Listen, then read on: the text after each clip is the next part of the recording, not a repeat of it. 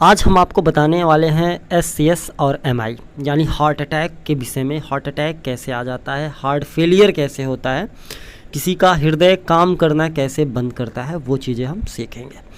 तो एक 3D video के माध्यम से आप सबसे पहले एक हार्ट को बहुत करीब से देखिए। आप देख पा रहे होंगे आपका हार्ट जो है ये पंप कर रहा है। और आपको जानकारी के लिए बता दें कि आपके हार्ट का जो बायां हिस्सा होता है वो सबसे ज़्यादा जो है काम करता है, यानी कि लेफ़्ट वेंट्रिकल, हिंदी में बोलते हैं बायां निलय। ये बहुत ज़्यादा ब्लड को पंप करता है। ब्लड को पंप करने का मुख्य काम इसी का होता है। बाकी और दायां भी होता है, लेकिन सबसे ज़्यादा काम वही करता है। अब यहाँ पे आपने पतली पतली कुछ हार्ट के ऊपर भी चीज़ें देखी होंगी। ये भी पतली पतली जो है होती हैं नसें, जहाँ से खून का प्रवाह होता है, धमनियाँ कहा जाता है जिन्हें। अब इन्हीं धमनियों के माध्यम से हम आपको समझाएंगे कि कैसे जो है किसी को हार्ट अटैक आता है। तो एक 3D वीडियो आप देखिए। ये आपकी एक धमनी है और इस धमनी से ब्लड बह रहे हैं, आप देख रहे हो। इसे हम कोरोनरी धमनी कहते हैं या आर्टरी कहा जाता है। ये येल्ले येल्ले आप जो देख रहे हैं बीच में जम रहा है, ये एक फैट है। जो फैट होता है जिसे प्लाक बोला जाता है, ठीक है, फैट प्लाक बोलते हैं। इसके जमने के कारण जो है ये नसें दोनों क्या होती हैं, आप दोनों तरफ से देखेंगे ब्लॉक हो जाता है और ब्लॉक होकर के फटने लगता है, जहाँ से रक्त का थक्का जमने लगता है, यानी ब्लड क्लॉटिंग हो गई है। आप इसको ध्यान से देखिए, यहाँ पे RBC छोटे छोटे कण जो है ब्लड के जम रहे हैं। अब जब रुकावट हो जाएगा तो जाहिर सी बात है कॉर्नरी आर्टरी में ऐंठन होने लगेगा। देखिए ये मुड़ गई हैं। अब इसकी वजह से भी क्या होगा, रास्ता अवरुद्ध होगा, ब्लड पास नहीं हो पाएगा और हृदय को ज़्यादा मेहनत करना पड़ेगा, ज़्यादा काम करना पड़ेगा। इसके साथ साथ कुछ और भी चीज़ें होती हैं, वो भी हम आपको दिखाएंगे। आप देखिए कॉर्नरी धमनी विच्छेदन, यानी कि कॉर्नरी आर्टरी जो होती है वो डाइसेक्शन हो जाती है, यानी फट जाती है। अब देखिए फट जाएगी तो भी RBC जो है यानी ब्लड्स जा करके वहाँ पर क्या करेंगे, जमने लगेंगे, जिसकी वजह से ब्लड अच्छे से पास नहीं हो पाएगा, ब्लड आगे बढ़ नहीं पाएगा, जिसके कारण बहुत ज़्यादा प्रेशर पड़ेगा हार्ट पे। और बहुत ज़्यादा जब प्रेशर पड़ेगा तो दिक्कतें होंगी। अब ऐसा क्यों होता है, इनके बारे में भी हम आपसे चर्चा करेंगे, बताएंगे आगे आते चलेगी वीडियो में, वो सारी चीज़ें हम सीखेंगे।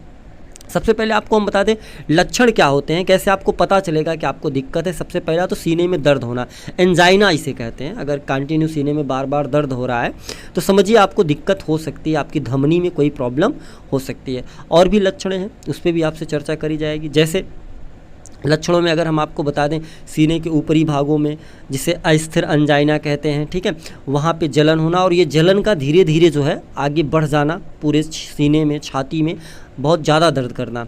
और जो तीव्र कॉर्नरी सिंड्रोम होता है, जैसे सांस फूलने लगना आपको, ठीक है, ये भी एक दिक्कत है। बेहोशी आ जाना, चक्कर आ जाना, ये इसके लक्षण होते हैं। और बहुत ज़्यादा पसीना अगर आ रहा है तो भी ये चक्कर होता है, दिक्कत होती है। और अगर किसी को जी मचला रहा, बार बार उल्टी जैसी चीज़ें आ रही तो दिक्कत होती है। अब इसका उपचार कैसे है, हल कैसे होगा? सबसे पहले तो ऑक्सीजन थेरेपी करनी चाहिए, यानी ऑक्सीजन की मात्रा अगर बॉडी में बढ़ा दी जाए तो ये आराम से जो है कोई दिक्कत नहीं होगी, ठीक हो सकता है। इसके बाद स्प्रिन भी चीज़ें होती हैं, जिसमें क्या होता है कि जो ब्लड का थक्का जमना होता है उसमें जो है ब्लड के थक्कों को कुछ डिजीज़, कुछ दवाएं दे करके जो है उन्हें धीरे धीरे हटाया जाता है, ब्लड क्लॉट को तोड़ दिया जाता है। ब्लड क्लॉट देखिए यहाँ टूट जाएगा, टूट करके बह जाएगा, जिससे पूरा रास्ता क्लियर हो जाएगा। ये भी एक उपचार का माध्यम है जिसके जरिए जो है सही किया जाता है।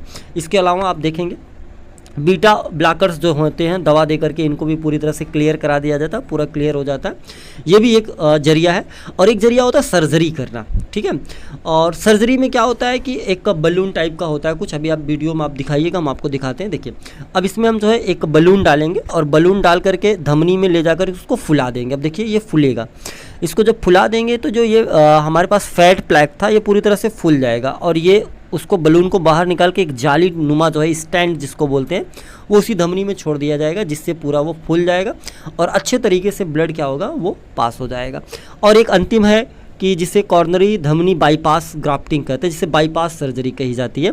तो जहाँ से ब्लॉक हुआ है उसमें उस जगह पे कहीं और से जो है ग्राफ्ट कर देंगे, कहीं और से एक धमनी ला करके आगे जोड़ देंगे, जिसकी वजह से जो है